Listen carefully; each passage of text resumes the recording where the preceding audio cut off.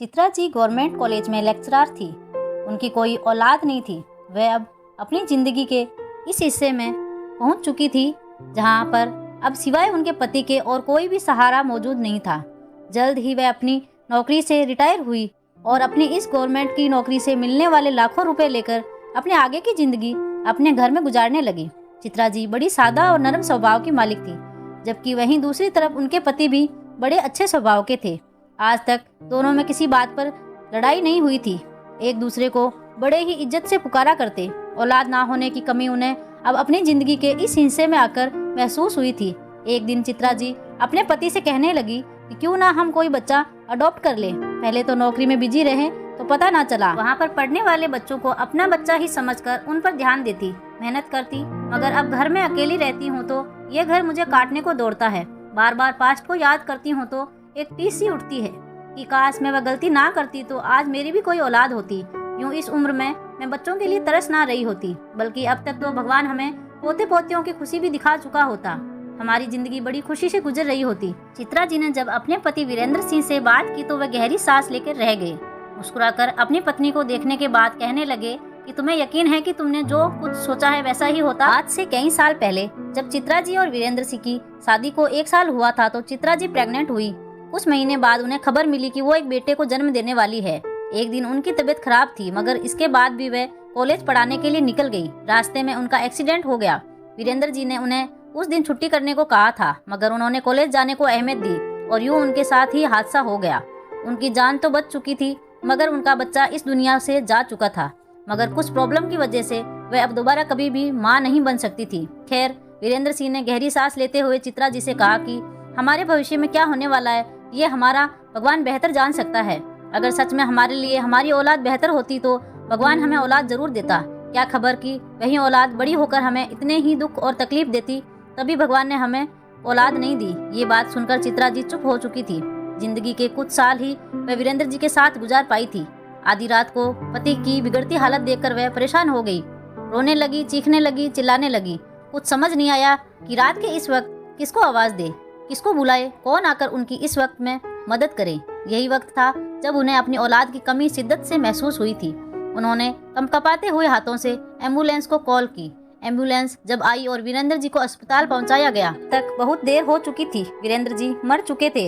ये खबर किसी पहाड़ की तरह चित्रा जी पर गिरी थी। वह दुनिया में पूरी तरह से अकेली रह गई थी।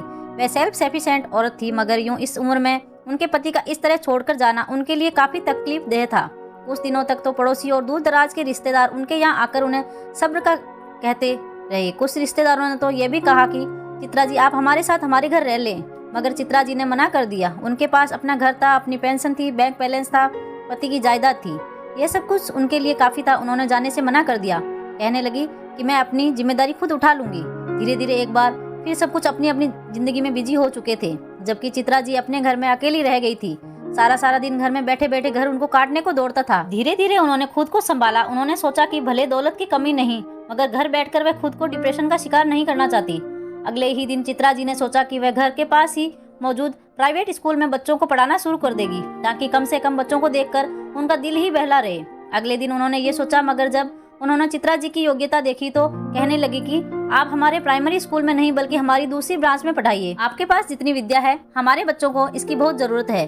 चित्रा जी को भी आपत्ति न थी। वह स्कूल यहाँ से कुछ दूरी पर था, मगर उनके पास अपनी गाड़ी थी, वह खुद ड्राइव कर सकती थी। इसलिए रोजाना का 50 मिनट का सफर तय करके वह स्कूल में आने जाने लगी। धीरे धीरे बच्चों के साथ रहते हुए उनका दिल भी बहलने लगा। मगर जब एक दिन जुलाई की तपती दोपहर में वह बच्चों को पढ़ाकर वापस घर की तरफ आ रही थी कि उनकी गाड़ी का टायर पंक्चर हो गया।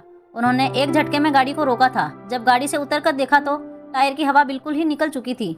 आसपास नजर दौड़ाई तो ये एक वीरान सा इलाका था। आसपास रेतीली जमीन थी, दूर दूर चट्टान थी और मिट्टी के टीले बने हुए थे। इस जुलाई की झुलसा देने वाली गर्मी में तो कोई छायादार पेड़ भी नहीं था। पेड़ के पत्ते तक झुलस कर पीले पड़ चुके थे। यहाँ पर वो किसी को मदद के लिए भी नहीं पुकार सकती थी। चित्रा जी तो परेशान होकर रह गई। आसपास नजर दौड़ाई तो अनगिनत गाड़ियाँ और मोटरसाइकिल सवार जा रहे थे। चित्रा जी ने उन्हीं से मदद लेने का सोचा। अपनी गाड़ी को वह एक तरफ सड़क के किनारे खड़ी कर चुकी थी, फिर हाथ के इशारे से लोगों को रोकने लगी, मगर हर कोई बड़ी स्पीड से उनको अनदेखा करते हुए वहां से गुजर जाता। कोई भी चित्रा जी की तरफ ध्यान नहीं दे रहा था। सभी अपने अपने कामों में और अपनी अपनी मंजिल पर पहुंचने में बिजी थे। यह देखकर चित्रा जी काफी परेशान हो गई थी। कभी गाड़ी में आकर बैठती तो कभी गाड़ी से बाहर निकल जाती, क्योंकि यह तपती हुई धूप तो उनके दिमाग पर असर कर रही थी। ऊपर से उनकी उम्र भी काफी ज्यादा थी। आखिर वो इतनी तेज धूप और गर्मी बर्दाश्त भी नहीं कर सकती थी। काफी नाजुक मिजाज की थी। यहाँ पर उन्हें खड़े हुए 2 घंटे बीत चुके थे, मगर कोई भी उनके लिए नहीं रुका था। धूप थी कि जान लेने को थी। जब आखिर बार फिर कोशिश करते हुए हाँफती हुई चित्रा जी गाड़ी से उतरी और हाथ के इशारे से गाड़ी रोकने लगी, तभी वहाँ पर दूर से एक टैक्सी आती हुई दिखाई दी। टैक्सी काफी पुरानी थी। बोनट पर जंग लगा हुआ और टूटा हुआ फ्रंट शीशा देखकर कोई भी अंदाजा लगा सकता था कि ये टैक्सी काफी पुरानी है। पहले तो वह टैक्सी बड़ी ही तेजी से वहाँ से गुजर कर जा रही थी, मगर जब चित्रा जी को वहाँ पर खड़े देखा तो वह टैक्सी वापस रिवर्स हो आई और चित्रा जी के पास खड़ी हो गई। उस टैक्सी में एक नौजवान बैठा था जिसकी उम्र 24 से 25 साल थी। उसने जब चित्रा जी को खड़े देखा तो फौरन गाड़ी से नीचे उतरा। चित्रा जी के सारे कपड़े पसीने से भीग चुके थे। चेहरा था कि धूप की वजह से तमतमा रहा था। धूप की वजह से हालत खराब हो चुकी थी। उस लड़के ने चित्रा जी को देखा और कहने लगा कि क्या बात है मैडम, आप यहाँ पर क्यों खड़ी हैं? कोई मसला है? चित्रा जी ने भगवान का धन्यवाद किया और उस लड़के से कहने लगी कि बेटा, मेरी गाड़ी का टायर पंक्चर हो गया है। मुझ में तो इतनी ताकत नहीं कि मैं गाड़ी का टायर चेंज कर सकूं। सच पूछो तो आज से पहले मैंने ये काम कभी किया ही नहीं, और ना ही आज से पहले मेरे साथ ऐसा कोई मसला हुआ है, वरना मैं इस गाड़ी को वर्कशॉप में ले जाती। क्या तुम मेरी मदद कर सकते हो? ये सुनकर वह लड़का मुस्कुराया और कहने लगा कि आप चिंता मत करें मैडम, मेरी गाड़ी में बैठ जाएं, पानी भी वहाँ पर पड़ा है, चिंता मत कीजिएगा, वह झूठा नहीं है। आप पानी पिए, साए में बैठे, मैं तब तक आपकी गाड़ी का टायर चेंज कर देता हूँ। चित्रा जी ने उस लड़के की बात सुनी तो उसकी गाड़ी में बैठ गई। गाड़ी में ठंडे पानी की बोतल मौजूद थी। जरूर ये लड़का अपने घर से लाया था। ठंडा पानी पीकर तो जैसे एक पल को चित्रा जी को सुकून सा मिला था। पानी पीकर जिस्म में जैसे जान सी आ चुकी थी। उन्होंने एक नजर सामने लड़के पर डाली जो इतनी तेज धूप में सड़क के किनारे उनकी गाड़ी का टायर लगा रहा था। वहाँ पर और भी तो लोग थे, मगर सिर्फ यही था जो उनके लिए रुका था और उनकी मुसीबत को समझ पाया था। कुछ सोचते हुए चित्रा जी ने अपने पर्स में देखा तो उस वक्त उनके पास 20,000 रुपए मौजूद थे। चित्रा जी ने कुछ सोचा और फिर कहने लगी कि क्यों ना इनमें से मैं 10,000 रुपए बतौर इनाम इस लड़के को दे दूं। देखने में तो वह काफी गरीब मालूम होता है। उसके कपड़ों और हुलिये से साफ दिखाई दे रहा था कि वह एक गरीब घराने से संबंध रखता है। क्यों ना ये मदद कर दी जाए और इनाम के तौर पर उसे दे दिया जाए। चित्रा जी सोचने लगी। 10,000 रुपए अलग करके रख लिए और फिर जैसे ही वह लड़का गाड़ी का टायर चेंज करके आया तो चित्रा जी उसकी गाड़ी से उतरी। लड़का कहने लगा कि मैडम, आपकी गाड़ी का टायर चेंज हो गया है, आप बेफिक्र होकर अपनी मंजिल पर जाएं। यह सुनकर चित्रा जी ने उसका बहुत धन्यवाद किया और फिर अपने पास मौजूद 10,000 रुपए उसकी तरफ बढ़ाए। वह पैसे देखकर एक पल को वह लड़का हैरान हुआ था। कहने लगा कि ये पैसे किस लिए? चित्रा जी कहने लगी कि यहाँ पर इतने लोग गुजरे, मगर एक तुम थे जिसने मेरी मदद की, इसलिए ये मेरी तरफ से तुम्हारे लिए छोटा सा इनाम है। वह लड़का मुस्कुराया और कहने लगा कि नहीं, आपने मेरे बारे में इतना सोचा वही काफी है। मैं आपसे ये पैसे नहीं ले सकता। दरअसल मेरी जिंदगी का मकसद है, मैं बस लोगों की मदद करना चाहता हूँ, वह भी बगैर किसी लालच और मकसद के। और आप ये पहली नहीं है जिसकी मैंने यूं मदद की है। यकीन मानिए, उन्होंने भी ऐसे ही मेरी तरफ पैसे बढ़ाए थे, मगर मैं किसी से भी अपने इस पुण्य का बदला नहीं लेना चाहता, बल्कि मैं इसका बदला अपने भगवान से चाहता हूँ। इतना कहकर वह लड़का वहाँ से चला गया। चित्रा जी तो प्रभावित हुए बगैर ना रह सकी। इतने अच्छे आचरण वाला इंसान उन्होंने अपनी जिंदगी में आज से पहले नहीं देखा था। वह गहरी सांस लेकर रह गई। जरूर इस लड़के की परवरिश करने वाली माँ बड़ी ही नेक और बड़े दिल वाली होगी। चित्रा जी दिल ही दिल में उसे दुआएं देने लगी और फिर अपनी गाड़ी में बैठकर अपने घर चली आई। वह घर में आकर आराम करने के लिए कमरे में लेट चुकी थी, मगर बार बार उस लड़के के ही शब्द उनके दिमाग में गूंज रहे थे, जो उनसे कह रहा था कि मैं बगैर लालच के ही लोगों की मदद करता हूँ और इसका बदला अपने भगवान से चाहता हूँ। ये सुनकर चित्रा जी के चेहरे पर मुस्कुराहट छाई थी। उनका दिल भी चाहा कि वह भी ऐसे ही पुण्य करे। अरे, इस लड़के ने तो उनसे वो पैसे भी नहीं लिए, यहाँ तक कि चित्रा जी उसे जबरदस्ती देना चाहती थी, मगर उसने लेने से ही मना कर दिया और वहाँ से चला गया। ये सोचकर चित्रा जी मुस्कुराई थी। अगले दिन जब वह स्कूल में पढ़ा रही थी तो बच्चों को पढ़ाते हुए अचानक स्टाफ रूम से शोर की आवाज आने लगी। स्कूल की वाइस प्रिंसिपल किसी बात पर झगड़ रही थी। चित्रा जी के पढ़ाने में डिस्टर्ब हुआ तो वह कुछ सोचते हुए क्लासरूम से बाहर निकली। जब उन्होंने स्टाफ रूम की तरफ देखा तो वाइस प्रिंसिपल गुस्से से अपने सामने खड़ी लड़की को डांट रही थी।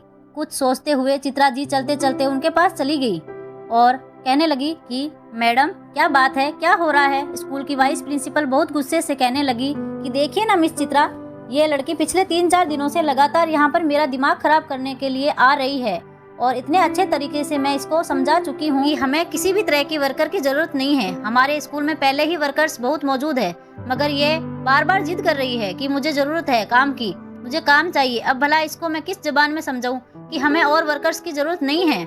हाँ, अगर फ्री में काम करना चाहती है तो करती रहे, मगर हमसे कोई उम्मीद मत रखे।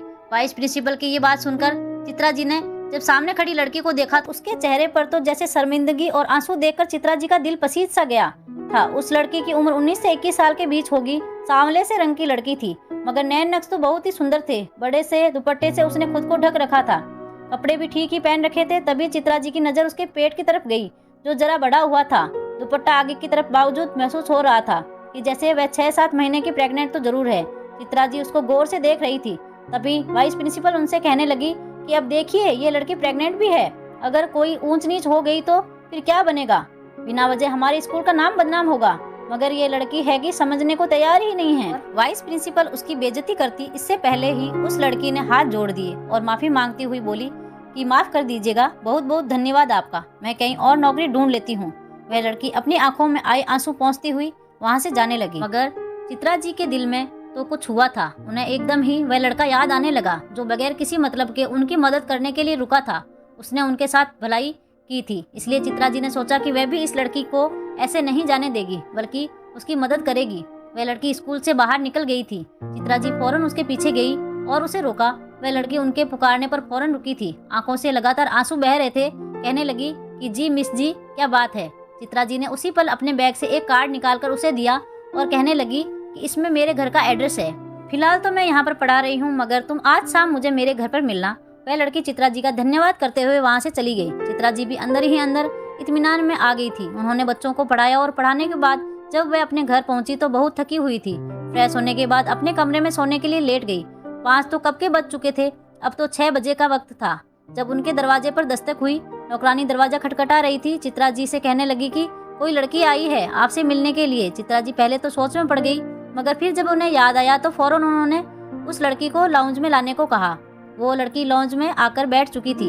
अभी भी उसने दुपट्टा अपने ऊपर लपेट रखा था। चित्रा जी उसके सामने जाकर बैठी तो उसकी हालत देखकर उन्हें उस पर तरस आने लगा। उसके लिए फलों का जूस मंगवाया। इसे पीकर उस लड़की को कुछ ताकत मिली। उसका चेहरा खिल उठा था। फिर चित्रा जी उसे कहने लगे, कितने महीने की प्रेग्नेंट हो और तुम्हारा पति क्या करता है जो इस हालत में भी तुम्हें धक्के खाने के लिए छोड़ा हुआ है? ये सुनकर वह लड़की फौरन तड़प उठी थी। फौरन कहने लगी, नहीं नहीं, मेरा पति तो मेरे साथ बहुत अच्छा है, ऐसी कोई बात नहीं है। मैं 7 महीने की प्रेग्नेंट हूँ। डॉक्टर ने कहा है कि कुछ मसले परेशानियाँ हैं, इसलिए मेरा ऑपरेशन होगा, वरना मेरे बच्चे की जान को खतरा हो सकता है। मेरा पति तो मुझसे बड़ी ही मोहब्बत करता है, मगर हम दोनों ही मेहनत मजदूरी करते हुए आ रहे हैं। पिछले कुछ दिनों से मेरे पति का बहुत बड़ा नुकसान हो गया है, जिसकी वजह से हम कर्ज में डूब चुके हैं। अब पति जो भी कमाता है उसे वे उधार उतारते हैं, जो कि और 2-3 महीने का रह गया है। और बाकी मैं जहाँ नौकरी करती थी उन पैसों से अपने ऑपरेशन के लिए पैसे जमा कर रही थी, मगर मेरी मालकिन ने बगैर किसी वजह से मुझे काम से निकाल दिया है और अब कोई मुझे काम पर रखने को तैयार नहीं है। ये सुनकर चित्रा जी ने गहरी नजर उस लड़की पर डाली। फिर कहने लगी कि कितना उधार है तुम लोगों पर।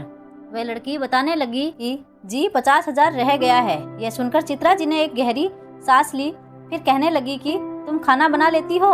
यह सुनकर उस लड़की ने फौरन हाँ में सिर हिलाया। कहने लगी कि जी मैं खाना बहुत ही अच्छा बनाती हूँ, मेरा पति मेरे खाने की बहुत तारीफ करता है, आप बिल्कुल चिंता मत कीजिएगा, मैं हर काम बहुत ही साफ सुथरा करती हूँ। ये सुनकर चित्रा जी मुस्कुराई और कहने लगी कि ठीक है, आज के बाद मेरे घर में रात का खाना और पौधों को पानी देना तुम्हारी जिम्मेदारी है। यह सुनकर वह लड़की मुस्कुराई थी। उस दिन उसने चित्रा जी के लिए वेज बिरयानी बनाई, जो कि इस कदर स्वादिष्ट थी कि चित्रा जी ने पेट भरकर खाना खाया। बाकी जो खाना बचा उन्होंने जाते हुए उसे लड़की को पकड़ा दिया, जिसका नाम बिंदिया था। कहने लगी कि ये खाना अपने साथ ले जाओ, खुद भी खाना और अपने पति को भी देना। ये देखकर बिंदिया की आंखों में आंसू आ गए थे। कहने लगी कि बहुत बहुत धन्यवाद, आप बहुत अच्छी हैं, भगवान आपको इसका फल देगा। इतना कहकर वह वहाँ से चली गई और चित्रा जी दिल में एक अजीब सा इत्मीनान महसूस कर रही थी। अगले ही दिन चित्रा जी ने अपनी एक दोस्त लेडी डॉक्टर से बात की, जिसका अपना गायनोकोलॉजिस्ट का क्लिनिक था। बड़े अच्छे केसेज हैंडल करती थी। उन्होंने बिंदिया के बारे में उन्हें बताया और कहा कि इस केस के सारे पैसे मैं पे करूंगी। अगले दिन जब बिंदिया आई तो चित्रा जी ने उससे कहा कि तुम यहाँ से ही अपनी डिलीवरी करवाना। उस क्लिनिक का नाम सुनकर वह कहने लगी कि नहीं नहीं मालकिन जी, यहाँ तो बड़ी महंगी डॉक्टर है, लाखों रुपए ले लेगी, मैं कहाँ से इतने पैसे भर पाऊंगी। मगर चित्रा जी मुस्कुराई और कहने लगी कि इस बात की तुम फिक्र मत करो, मैं तुम्हारी हर मुमकिन मदद करूंगी। यह सुनकर तो बिंदिया की आंखों में आंसू आ गए थे। कहने लगी कि आखिर आप मेरे साथ इतनी भलाई क्यों कर रही है? मेरा तो आपके साथ कोई रिश्ता भी नहीं है, काम करते हुए भी सिर्फ 2 दिन ही हुए हैं, तो चित्रा जी मुस्कुराई और उन्हें एकदम ही उस लड़के की बात याद आई थी। कहने लगी कि कुछ नहीं, बस मैं भी एक दिन ऐसे ही बेबस और लाचार थी जब एक इंसान ने मेरी मदद की थी। अब मैं चाहती हूँ कि मैं भी उसकी तरह इस बात को आगे बढ़ाऊं और ऐसे ही लोगों की मदद करूं। ये देखकर बिंदिया जी चित्रा जी को दुआएं देने लगी। उसे तो इस घर में काम भी बड़ा ही आसान करने को मिला था और तनख्वाह भी 10,000 मिल रही थी। जब उसकी डिलीवरी का वक्त आया तो चित्रा जी ने उसे अपनी दोस्त का ही पता दिया था। उसके क्लिनिक में ही बिंदिया ने एक बेटे को जन्म दिया जो कि बिल्कुल सेहतमंद और तंदुरुस्त था। जब चित्रा जी ने बच्चे के जन्म की खबर सुनी तो वह मुस्कुरा उठी। उन्होंने सोचा कि वह खुद जाकर बिंदिया के बच्चे को देखेगी। जब वह बिंदिया से मिलने के लिए अस्पताल गई तो एक पल को उनके कदम रुके थे, क्योंकि वहां पर वही पुरानी सी टैक्सी खड़ी थी जिससे निकलने वाले नौजवान ने उनकी मदद की थी। जब वह अंदर पहुंची तो वही टैक्सी वाला लड़का उस बच्चे को उठाए हुए सीने से लगाए प्यार कर रहा था और सामने बिंदिया लेटी उनको देखकर मुस्कुरा रही थी। ये दृश्य देखकर तो जैसे खून की लहर चित्रा जी की नसों में तेज हो चुकी थी। यह तो वही लड़का था जिसने उनकी मदद की थी और क्यों अनजाने में ही सही उन्होंने उसकी मदद का बदला कुछ ऐसे उतारा था। चित्रा जी को देखकर बिंदिया फौरन बोल उठी, श्याम, ये वही औरत है जिनकी भलाई और अच्छाई की वजह से आज हमारा बच्चा हमारे साथ मौजूद है, जिन्होंने मेरे इलाज का सारा खर्च खुद उठाया और मुझे नौकरी दी। जब सामने चित्रा जी को देखा तो उसकी आंखें एक पल को फटी की फटी रह गई थी। वह तो हड़बड़ा सा गया था। उसकी भलाई का बदला उसे यूं मिलेगा उसने तो कभी सपने में भी नहीं सोचा था। वह चित्रा जी का धन्यवाद करने लगा। इसके बाद तो जैसे चित्रा जी का यही काम सा बन गया। वह अपने पास आए हर मजबूर और बेबस इंसान की मदद करने लगी और अपने आगे की जिंदगी ऐसे ही लोगों की भलाई करते हुए गुजारने लगी। अंत में बस मैं यही आपसे कहना चाहूंगी कि अपने आसपास के लोगों को देखें कि कहीं उन्हें आपकी मदद की जरूरत तो नहीं। अगर ऊपर वाले ने आपको इतना दे रखा है तो लोगों की मदद जरूर करिए। भले पैसों से नहीं, हाथ पैर से भी मदद कर सकते हैं। तो दोस्तों, इस कहानी को लेकर आपकी क्या राय है कमेंट बॉक्स में जरूर बताएं और अगर कहानी अच्छी लगी है तो प्लीज लाइक करें। अगर आपने हमारे चैनल को अभी तक सब्सक्राइब नहीं किया है तो जरूर कर दीजिए। तो मिलते हैं ऐसे ही मोटिवेशनल कहानी के साथ। Thanks for watching.